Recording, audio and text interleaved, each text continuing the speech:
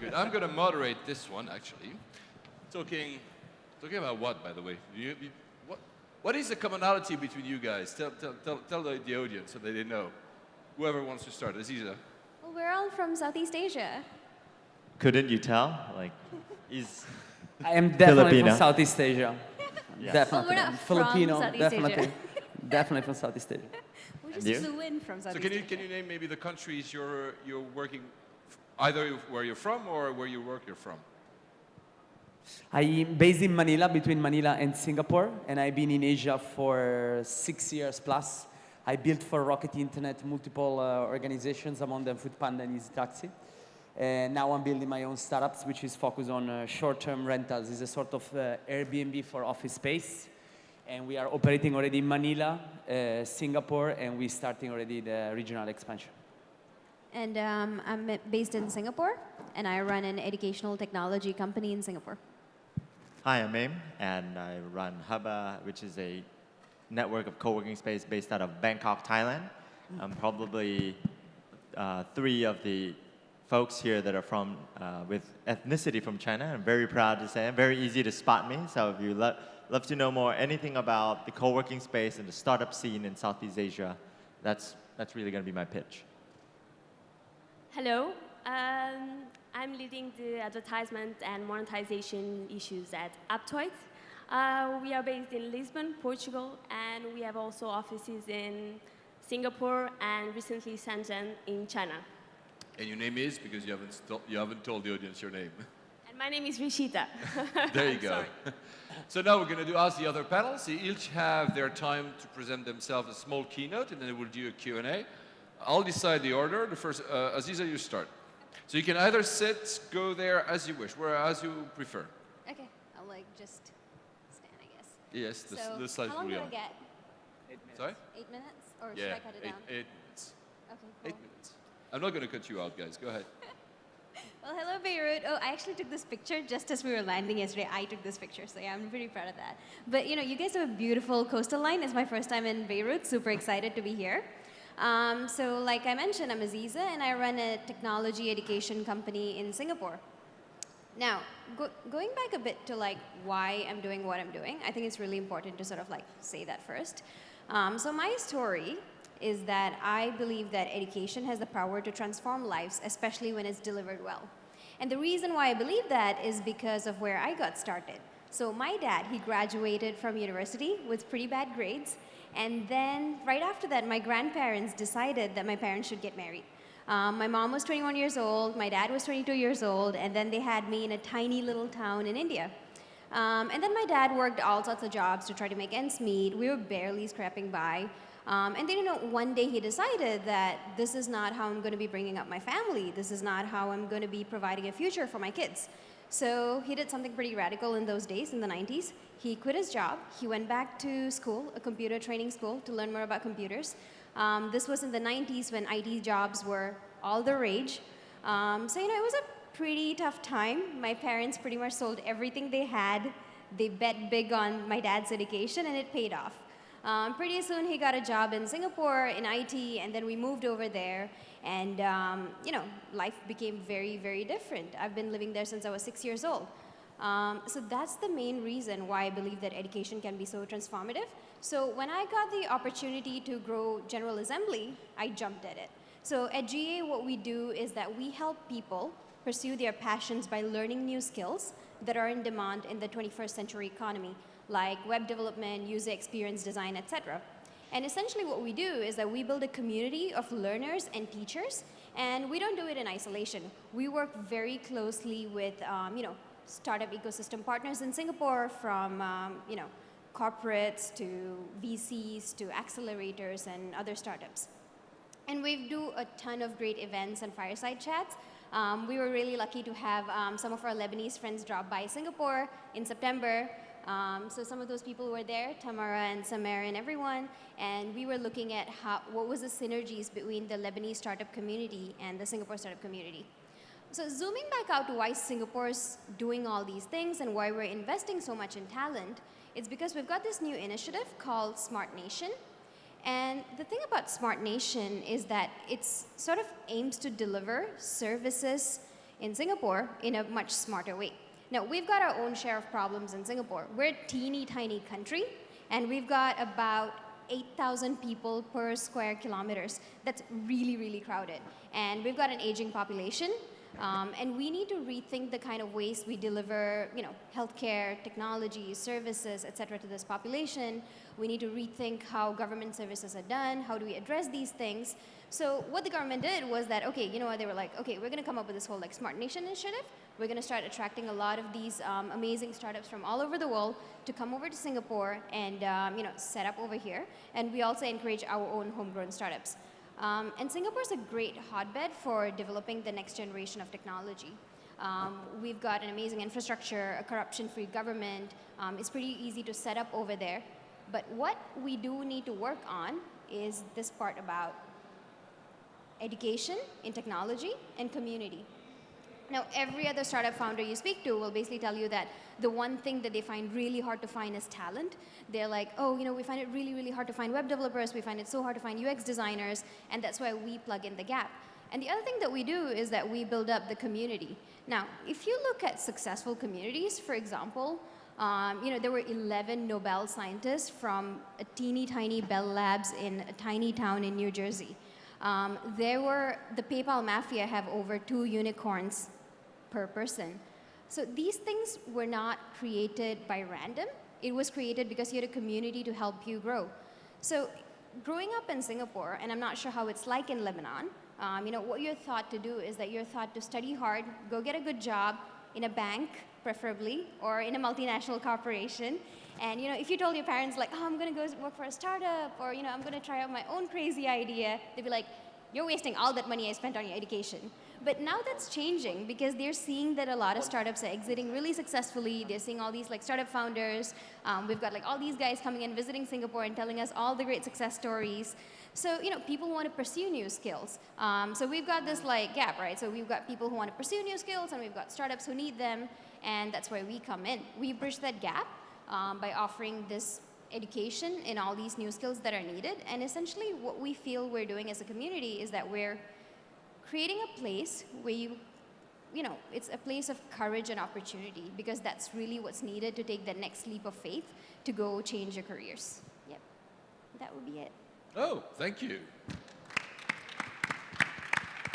That was actually shorter than 8 minutes, I think, so that's great. Next one is Amarit, next to you. All right. So I'd love to present to you a little bit about how I've been building the startup community back in Bangkok, Thailand, and also why you should be listening to this presentation and how is Thailand and Southeast Asia interesting and important to everyone in this room. And that's us. So quick wrap up about what I do. So we started the first co-working space in Bangkok in 2012. And of course, like any cool co-working spaces, got to have desks and chairs, meeting room, workshops, a green garden with a trampoline, that's a must-have. But over the past 4 years, I've also been developing both spaces that we manage for our partners, such as Cluster, co-invested in Fund Space in Chiang Mai and Vientiane in Laos, started a makerspace, a second extension of Hubba, and with a massive real estate company on the stock exchange in Thailand. So we've been in this business of creating innovative workspace. What really happens, though, is that we've went from being a business that everybody thought we would go out of business to one of the first co-working spaces in Southeast Asia that's raised venture capital funding. And why would 500 startups, Ardent Capital, and Golden Gate Ventures think that we are scalable? Because every time you talk to a co-working space operator, it's always, how can you make money? Are you going out of business soon? Is this paying the rent? We're big real estate, and also we've even spun out companies such as Techsauce, our media arm, and Node. But all this is not about how awesome Hubba is, but it's really about how a business that everybody thought is essential to an ecosystem.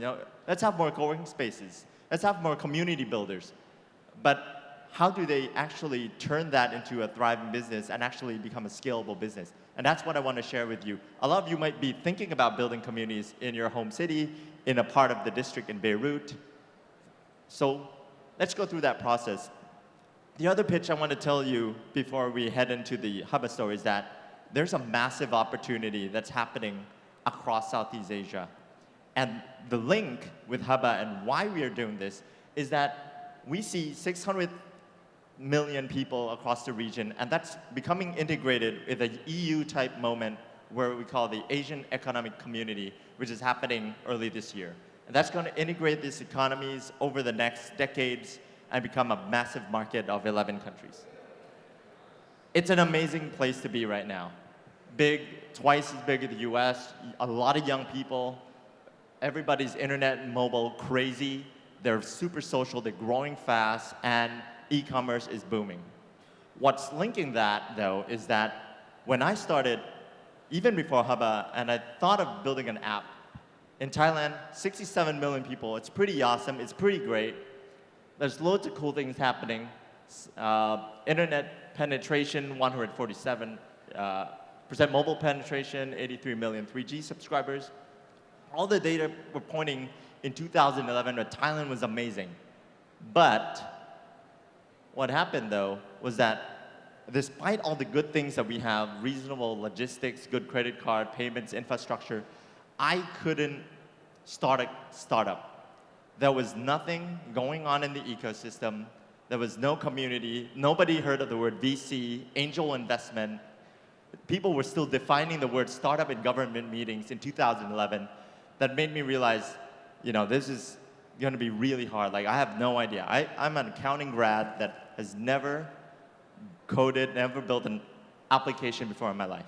And this was the ecosystem in 2012. So we were sitting there, in a coffee shop, not knowing what to do, and there was nothing happening going on. There's like $2 million in funding and one VC in the whole country. So I had that dream like everybody else. I wanted to build a startup. At that time, I was making $500 a month working in a nonprofit. I wanted to build a civic tech app. So what happened was, like most folks, and like folks here in Beirut, we started trying to solve our own pain. And then I wanted to build a business. But my house was flooded. And we had to move out of the house. And like most people, we went over to start a business in a coffee shop. And then you see Starbucks and everywhere. It's full of people. It's not built to build a business. The Wi-Fi is crappy. The seats are backbreaking. Long story short, we took a leap of faith. We saw co-working spaces boom in the US, in Europe, and we decided to do that in time. So after we'd done that, built the space up over the 6 months. In 2012, we opened with 5,000 followers on Facebook, and nobody showed up for our space for 2 months. Completely empty, burning a few $1,000s a month, and we're saying, okay, we're going to go out of business. But what we really needs was more than just a space. A spirit, a home, a place where people can meet, connect, build a real company. It's not about the fancy furniture or the great design. So to wrap things up real quick, we followed the white rabbit. I took a leap of faith, like today. I've never been to the Middle East. I don't know what's going on. There's 3 Asian guys in this conference, and I said, why not? Let's just go there and see what's going on. So in 2012, I went to Singapore and met an amazing network of folks. 60 Thais showed up to a tech conference. Nobody knew each other. On stage in the pitching competition, a Thai guy nobody knew won. That sort of set the momentum. It was a tipping point that everybody realized that there was amazing things happening in Thailand. Media, investors started coming over. We were there meeting this guy. And then we brought him to Hubba and said, hey, you're so cool. Let's come and have a talk. We need great people to be part of our community. What we did know is everybody became sort of like the Thai startup ecosystem mafia in the first Thai language meetup happening in our co-working space. We did not know anything about the startup community, but everything came together because that was a convening space. So to wrap things up, we helped entrepreneurs now build communities and companies through events like Angel Hacks, Startup Weekends, and hackathons. We're building conferences for 800 people to bring the community together and connect globally with the folks like 500 Startups and Dave McClure Geeks on a Plane, to the point that when Dave came over in 2013 and 14, he really liked Hubba so much, he decided to put some money into us. So community building can go from being close to bankruptcy and going out of business to actually somebody saying, you guys survived long enough, I'm just gonna give you a bit more money so that you can keep doing what you're doing, and I hope you don't go out of business. In the end, from our work for the past 4 years, we've actually turned the ecosystem close to $100 million in funding of over 60 companies. It's not a lot. You know, we are not responsible for everything, of course, but we are glad to be at the lobby with all the startups, rising on the elevator to the penthouse. And hopefully we get to stay in the penthouse and they don't kick us out. So that's it. That's how we built the Thai startup ecosystem, and now it looks like this. Thank you very much. Wow, bravo. Two remarks. Oh, that was a great one. Two remarks. First, there's going to be something else about Asia tomorrow. We'll have guys from China and South Korea as well. So you're not the only Asian. Yes, more actually. Actually, I think more. Okay. So that's 4. We invited last minute more. I used to actually live in Southeast Asia, but before I go there, I want now Rishita to give her talk again. You can either sit, stand, whatever you want. Thank you. Good afternoon. Very recently, I was able to join Aptoid, and nowadays I'm leading the advertisement and monetization business within this company. So I'm here to speak a little bit about Aptoid. Oh, we're having the same issue. Oh, no, look, it's working. Okay. As we speak now, we are reaching 2 billion of downloads. So for the ones that do not know what is Aptoid, Aptoid is an Android app store, an alternative Android app store, and we are based in Lisbon, Portugal, with offices in Singapore and Shenzhen, China. Some of our main KPIs places Aptoid has one of the top 3 leading Android app stores after Google Play and Amazon. And why is that? Because year over year, we are increasingly doubling our number unique active users. I can say that we are reaching around 12 billion of, on a monthly basis of unique active users. On the other hand, we have more than 400,000 apps available within our marketplace, and our app store supports around or more than 40 languages, official languages.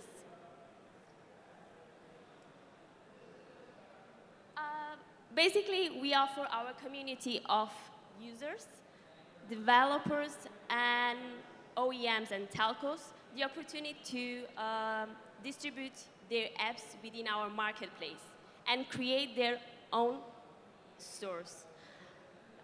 We are an international and experienced team with a common obsession. We help developers to distribute, advertise, and monetize their Android apps within our marketplace. We are all around the world, literally all around the world. However, some of our main top markets in terms of downloads are definitely Mexico, USA, Italy, Brazil, and so on. However, I think it's highly important to underline here that Southeast Asia and India represent around 200% of downloads versus, I would say, 85% of the rest of the world. So regions that are booming when it comes to downloads of apps. And we would like to have Lebanon also within this list. Aptoid is also able to solve many of the leading app stores' pain points. So I would say that Aptoid is just not an app store. It's a store of stores where users, developers, and OEMs and telcos can create and manage their own stores or channels. I would say this is a YouTube but a YouTube of apps. For example, on user side, users can create and manage their own store without the need to log in or make any registration. On developer side, we are able to accept all the apps as soon as they are safe. And for OEMs and telcos, we are able to customize their app stores while they have the possibility to use our white label solution based on a revenue share business model. So I would say that we have a decentralized model that benefits all the main stakeholders. How do we add value? So basically, Aptoid is able to provide its unique technology not only to developers in order for them to create, I would say, to self-publish their apps, Android apps, and for partners that would like to create their own branded apps with the possibility to have their own back office. Finally, I would like to also present here some of our partners. We have established more than 60 partners already, using our white label solution in 4 different verticals: smartphones, tablets, education, STB, and wearables. Also, we have thousands of certified publishers already integrated, some of them worldwide recognized, for example, Rishita Mobile, Tab for Fun, Good Game Studios. And we are increasing these numbers, and for the ones that do not have still Aptoid installed, I would highly recommend to go to aptoid.com/go and start downloading your favorite apps. Thank you. Thank you. And oh, last but not least, first of all, were you not taking a selfie over there? It's Hey, done. is there Sorry. an Asian thing we We are can do? Asian. Total Southeast Asia cliche there. I'm not just saying. We have Last to but not do least, it. I'm Mario, sorry. I'm just going to say this to the sound person. He has this type of microphone. Here. Yes. Do you need a clicker? You have it. Okay. 8 minutes. Okay, so first of all, who of you traveled to Southeast Asia? Here? Okay. Who of you worked in Southeast Asia? Experience. Very good. So first of all, Asia or Southeast Asia, it's a very big place. There is no way you can have one single strategy to approach the whole market when you want to build a company in Southeast Asia. That's why, for instance, in Rocket Internet, we divided in 4 more blocks, right? So we had Japan, Korea, China, India, and together Southeast Asia, including Singapore and Hong Kong. The main reason is that apart from India, Japan, Korea, and China, they have never been exposed to foreigners before. They've never been colonialized. In Southeast Asia, the only country that's never been colonialized is Thailand, which in that sense is pretty inclusive compared to the other Southeast Asian country. So there are 3 key factors you need to have to build a successful company in Southeast Asia. First of all is the team. It's 99.9% of your company. If you have a strong team and an average product, you're going to succeed. The second, at least at the beginning, you need to install a very deep micromanagement culture. And I'm going to elaborate this in a second. And lastly is the value of relationship. Foreigners that come in Southeast Asia, they really do not understand the value of relationship, how relationship is built in this part of the world. So before getting into the 3 key factors, I'll give you a little bit of landscape. There are some unique factors about Southeast Asia that make the region very unique. So first of all, is extremely spread. Laos has $120 of GDP per capita a year and a month, and then Singapore goes up to 5,000. So it's very, very wide, very, very different. It's not like, say, Europe. Okay, with Europe there is very much smaller gaps than in Southeast Asia. The second, there is a huge difference between cultural and economic and infrastructure. You go to Singapore, which is the best airport in the world, and you go to Manila, which is the worst airport in the world. Right, Michael? I mean, one country is Muslim, the other one is Buddhist, the other one is Catholic, okay? There are gigantic differences. That's why it's not very easy to have one single strategy. There is a very unique phenomenon, which is the family conglomerates. The family conglomerates are one family. In Thailand is the CP Group, for instance, and those guys are into everything. Airline, water supply, real estate, banking, telecom, anything, okay? So the chart at the bottom shows you how a local conglomerate happens. The so-called Asia tycoon, they are not only very rich, they also happen to have a lot of wives and a lot of kids with them, okay?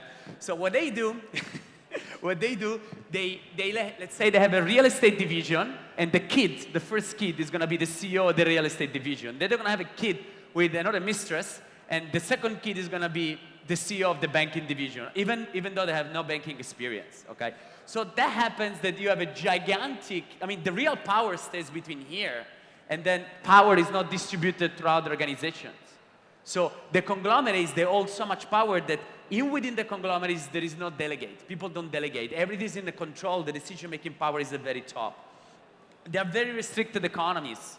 Okay, foreigners can basically they can't own retail, they can't own banking. The telecom licenses are restricted, so it's not very easy to penetrate that market. There is poor and basic educations. Okay, the education in the Philippines is pretty big, in Thailand is pretty good, but Laos in Cambodia is very low. Some people, they can't even write and speak, which in today seems crazy, right? There are most of the conglomerates, they are in very tangible businesses, okay? They do not understand technology. They start to understand technology now because they're scared that people like us can arrive and wipe out one of their divisions.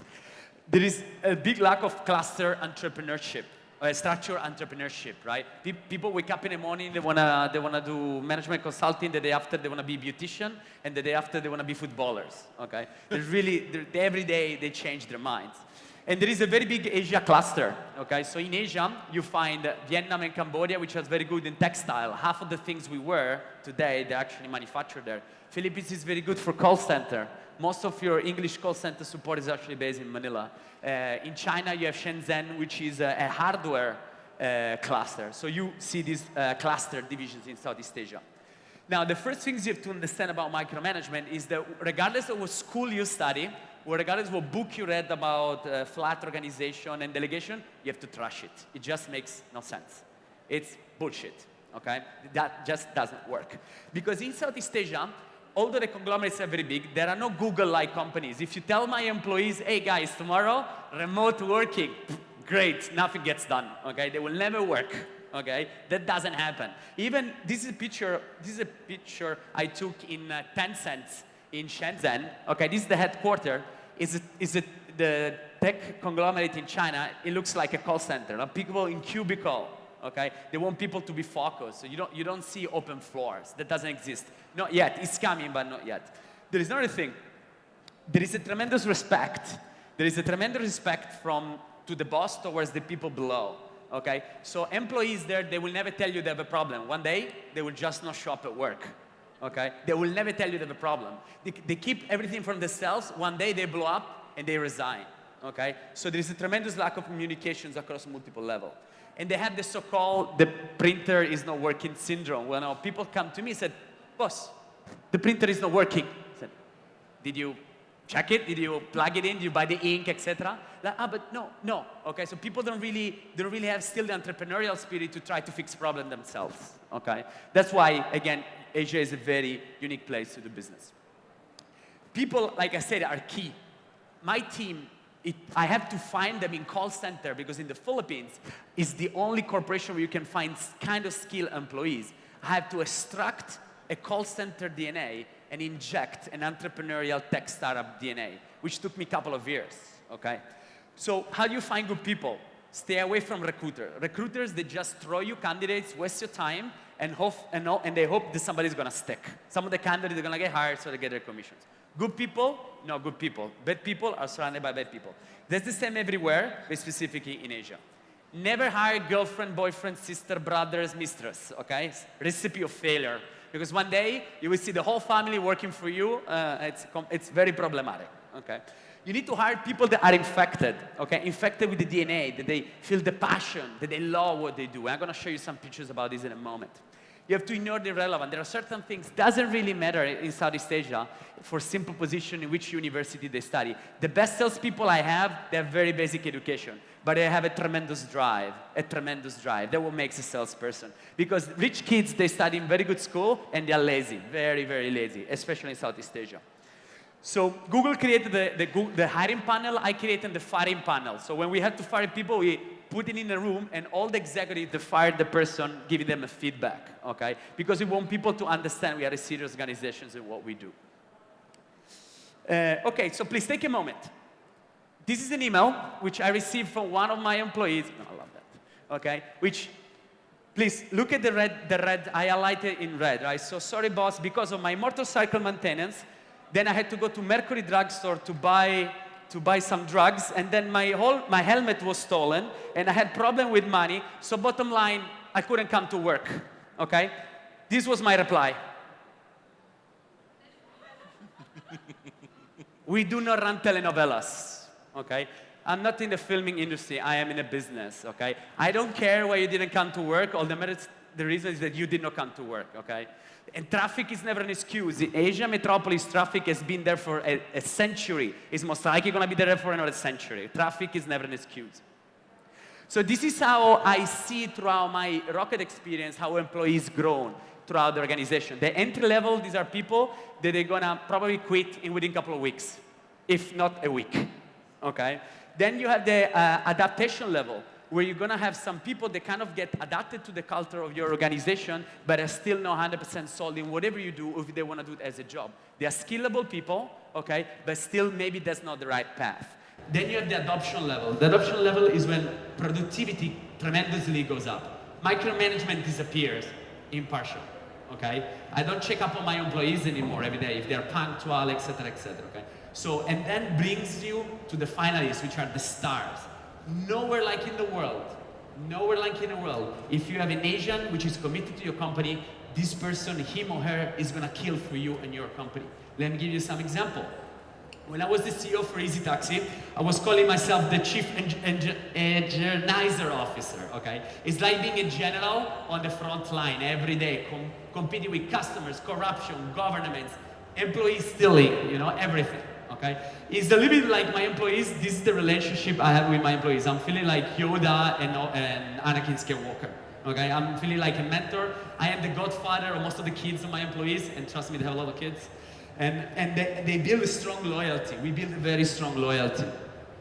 And this loyalty that nobody can buy, because Asia really, really, really appreciate loyalty. So these are, for instance, my employees in the Philippines, and this is very true in Southeast Asia, because nowhere like in Southeast Asia, people communicate their expression throughout the social media, because it's the social media capital of the world. So these are my employees, 3 a.m. at night, taking pictures of them on themselves and posting this to their friends. So they're communicating to their friends. I'm having fun in my office at 3 a.m.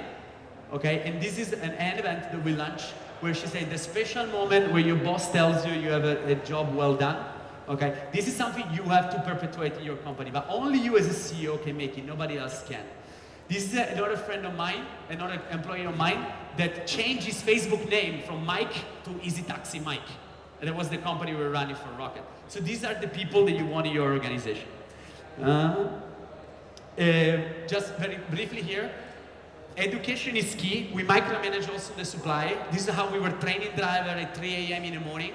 Okay, trust me, this is not the Shangri-La, okay? It's the suburbs of Manila at 3 a.m., okay? This is how much passion and dedication we were doing. We were building the marketplace of Easy Taxi. That's another one. And another one. Lastly, there are cultural differences which you have to respect in Southeast Asia. This is the Varon. This is the Filipino national dress, which I personally find very elegant and is used also during institutional ceremonies. This is me doing Diwali in Singapore, okay? So these are cultural differences, but do not accept cultural deficits, okay? This is not accepted in my organizations. Cultural differences are accepted, cultural deficits are not.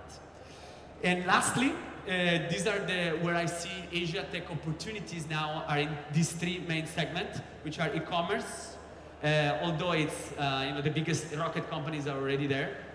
Fintech, because there is, again, as the region is extremely diverse, the money move in a very different way. Most of the rocket company, they still work on COD, cash on delivery. In the Philippines, it's 75% of the business. In Vietnam, it's 90% of the business. So there are physically money going around, no credit card penetration, nothing. And lastly, marketplaces, because you can optimize asset. And FlySpace in the case, we are an Airbnb for office and retail space. We're helping corporations and SMEs to find cheap and affordable working space, and corporations that have extra office space to sublet the additional inventory so they can subsidize the rent. And I think that's it. Thank you very much. Thank you, Mario. Here, give me that before you steal it, you Italian. I had to make that joke. So, we have not that much time, and we'll still ask a few questions. I'm not sure I'm going to open the floor unless there's a hand that goes very, very high, because you absolutely want to ask a question. Loyalty, community, community, community, community. That's what I heard these past 4 speeches. So is community building in Asia so different than community building anywhere else? Who wants to take that one? Not you, because you just... Amarit? I have a my own way of thinking, and I think community really essentially starts with 2 people, and then it starts with strangers that have a conversation, that get to know one another, and that develops a relationship that transcends an acquaintance. That could become a mentor relationship, that could become a love relationship, it could become a friendship, it could become an advisor. And how do you scale those relationships from 2 people to 100 people? And I think fundamentally for human beings across the world, that is essentially what community is. And I don't think that the way we make friendship, the nuances may be slightly different. In some places like here, we will go to the nightclub for 2 nights and get smashed drunk, and that's how we build a community. In other conferences, we might do something different, which is fine, which is it's a great model and it works globally. But as I'm saying is that we should look at community building as like this fluffy kind of like pseudo-science that, it's only great leaders sort of, we're gonna build a community and it's gonna rally around some personality. It's actually just being very thoughtful, saying, let's get 2 people to work together, know one another, become friends, and then let's get 4 people, 10 people, 100 people, 1,000 people, this whole conference to become a network of friends and people that collaborate together. Rishita, because you're doing that a lot online actually, is it much different? Do you see since you have a company that has an overview, a global actually footprint, do you see a bigger difference working in Southeast Asia than other places? You mentioned Brazil and other places. Are there massive differences? I would say in terms of our KPIs, there are definitely some significant differences, especially due to the fact that most of our downloads are coming from Southeast Asia and India. So there is a lot of interest, and also in terms of population, it's also very high, and it definitely helps us to differentiate regarding the other markets. So I would say yes. Aziza, when Mario did his speech, he mentioned that there was this kind of, filter going from the people at the beginning and making them stars over time. But at GA, General Assembly, this is a little bit what you do, maybe not in that same process, but you actually try to elevate people from, where they are to a better level. Also kind of, in some cases, either supplementing or replacing the current education system. So do you agree with what Mario said about this kind of funnel, or would you do it differently? Don't worry, I know that I did that on purpose because people in Southeast Asia do not like to be challenged, so I want you to challenge each other a little bit. We're still going to be friends, Mario. We'll still go out later. I have a challenge. Go ahead. We were actually discussing it just now. So I think that the whole concept of micromanagement doesn't really apply to all of Asia. I think that's a pretty narrow view of Asia.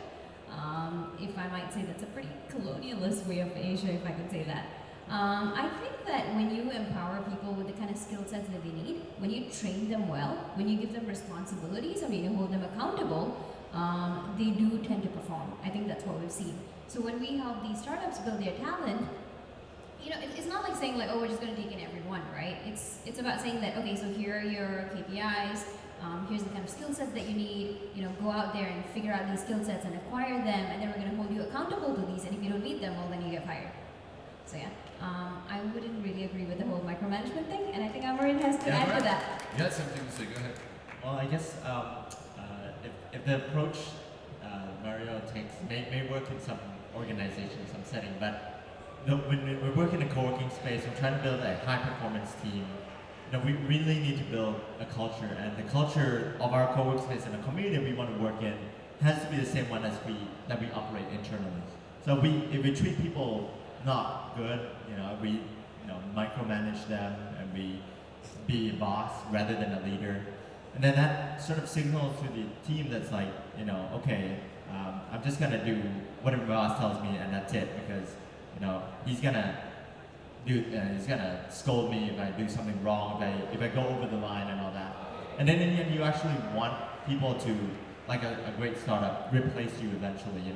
That they're so good, they're so talented, that they want to stick around. And they're not just going to stick around if the culture of the organization is tough, is divisive, is not conducive to, it's not a happy workplace. And that's important, especially for Thais, because we're a happy people. And of course, Asians don't like confrontations. I agree with Mario. But I think maybe if we can talk after this at the bar, if you tinker your approach a bit, you might see something cool happening in your organization. I'll let you answer. Yeah, so I think first of all, on your General Assembly helps entrepreneurs, right? Entrepreneurs are committed by definition, and entrepreneurs which is not committed doesn't deserve to be an entrepreneur. So of course, entrepreneurs they need to be micromanaged. Well, actually, it's not just entrepreneurs. It could be a lay person. For example, like somebody in my web dev class right now, he's 49 years old. He was in finance. He decided to quit his job and decided he wanted to be a web developer. So I think it could be looking at how people are, like what Amarit said. The importance of culture is really, really important. So when people feel that they're held accountable, when people feel that high things are expected out of them, they do tend to perform, I feel.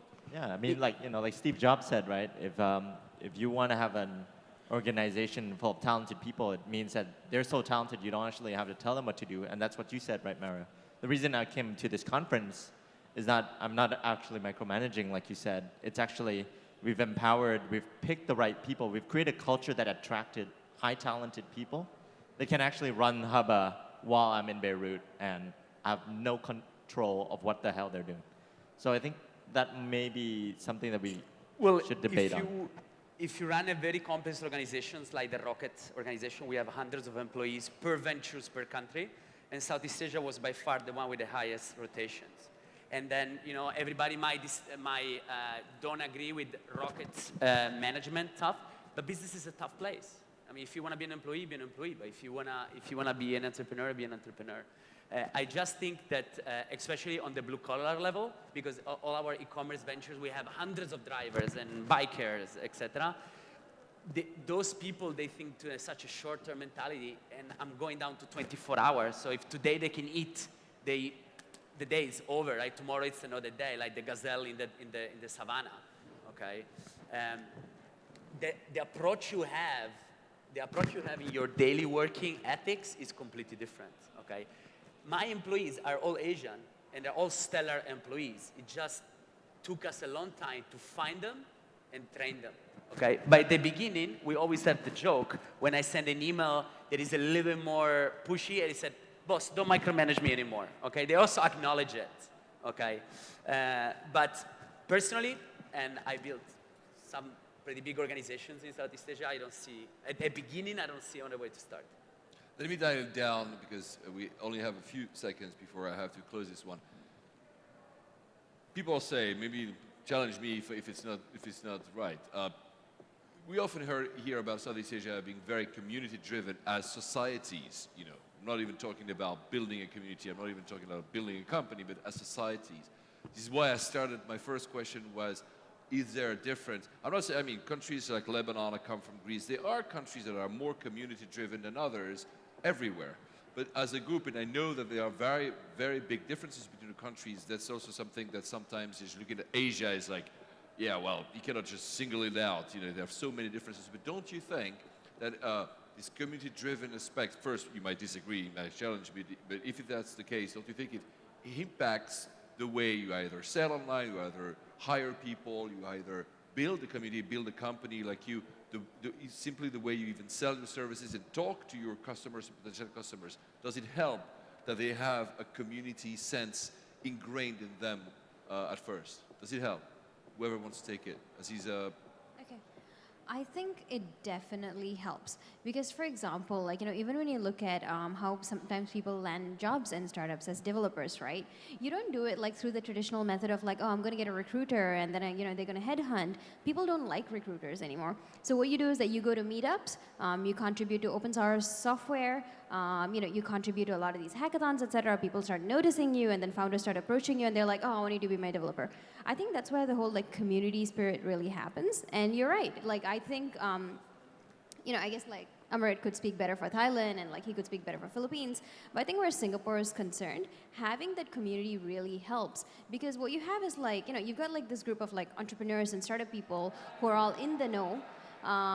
They take risks, they have all these like grand ideas and they work on these things. But what you really want to bring into this community is like the people at the periphery of it who are very curious about this, who are also talented, but who are like, I want in on this. And having a community really helps. And I don't think community is just all about fluff. I think, community is actually great for business and it's great for productivity and employment. Like gaming companies know all about this. The reason why people play Farmville so much is not because it's just like little blocks of this thing. It's because people build communities around it. Yeah, I mean, like in Thailand, Buddhist society, it's give before get. Everything is built in karma. Haba would be out of business if we didn't have a community. If we didn't actually create value, nobody would show up. We've never been able to raise funding and scale business. So I think, PayPal Mafia exists for a reason because there's a community. There's definitely a necessity because entrepreneurship today, you can't be good at everything. You need backup. You need an A team. Mario said it himself. I think let's go out there. There's 7,000 people in this conference. Let's go out there and build a community. And Mario has always said it. He wants to get, super like pumped up and crazy going into the bunker on Friday night. So help him build a community and show him that in MENA, there's a community as well. Okay, guys, on this, thank you, guys. I'm sorry I have to cut it because I've been shouted at by I'm going over time. So thank you so much, guys. Please applaud them. Selfie? Thank you. Selfie? Yeah, sure.